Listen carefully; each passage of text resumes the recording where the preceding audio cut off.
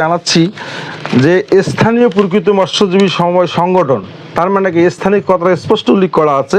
সমিতির সংশ্লিষ্ট জলের নিকটবর্তী বা তীরবর্তী সে সকল প্রকৃত মৎস্যজীবী, অর্থাৎ এই সমিতির নিকটে যারা সংশ্লিষ্ট জলের বন্দোবস্তের ক্ষেত্রে অগ্রাধিকার দেওয়া হবে। সংশ্লিষ্ট জলমের নিকটবর্তী তীরবর্তী প্রকৃত মৎস্যজীবী সংগঠন পাওয়া না গেলে সেক্ষেত্রে পার্শ্ববর্তী উপজেলা জেলা মৎস্যজীবী সংগঠন পাওয়া যদি না যায়, কিন্তু আমরা তো দিচ্ছি টেন্ডার, আমরা তো অংশগ্রহণ করেছি, পাওয়া তো আছে, সেখানে পাওয়া না গেলে তারা অন্য উপজেলায় দিতে পারে, কিন্তু আমাদের এই শর্ত ভঙ্গ করে তারা অন্য উপজেলা, অর্থাৎ সে যে লাইসেন্সকে দিয়েছে সেই লাইসেন্সটা শুধু উপজেলা সদর কেন্দ্রিক, সেটা জেলা ভিত্তিকও লাইসেন্স নয়। আপনার লাইসেন্সের কপিও আপনাদেরকে দেওয়া হয়েছে। আমাদের সমিতির মোট সদস্যের সংখ্যা 20 জন এবং সকলের প্রকৃত মৎস্যজীবী তাদের এনআইডি কার্ড আছে এবং সকল শর্ত মোতাবেক সেই এনআইডি কার্ডের ফটোকপি সহ সেখানে জমা দেওয়া হয়েছে এবং ইতিপূর্বে এই সমিতি ওই বিল টেন্ডারের মাধ্যমে অংশগ্রহণ করে এবং নেয়। এবং আপনারা জানেন যে আমরা যে কাগজপত্র আপনাদেরকে দিয়েছি সেই কাগজের প্রত্যয়নপত্র সহ সেখানে দেওয়া আছে যে আমাদের দূরত্বটা একবারে সেই মৌজায়, যে মৌজায় নামচন্দ্রপুর বিলটি অবস্থিত সেই মৌজার মধ্যে অবস্থিত, অন্য কোনো মৌজায় না, যার কোনো কিলো দূরত্ব নেই, অর্থাৎ প্রায় 200 মিটার গজ, 200 এবং এটা দীর্ঘদিন প্রায়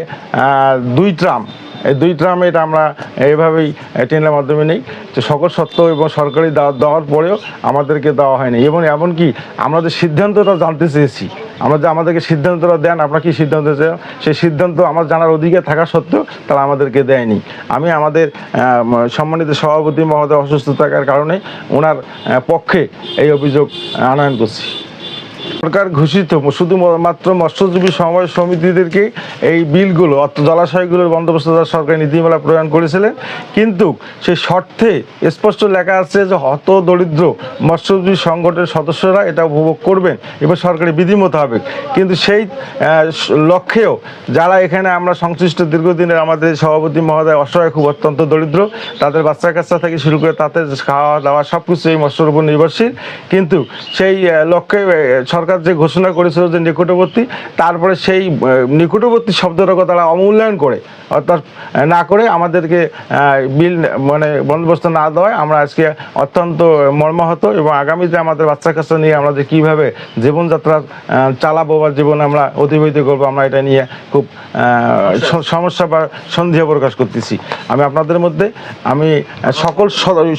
1 নম্বর শর্তের আলোকে আমরা বিল পাওয়ার দাবিদার, আমাদের এই বিল দেওয়ার যাতে বন্দোবস্ত করানো হয় নীতিমালা অনুযায়ী, এই জন্য আবেদন করতেছি।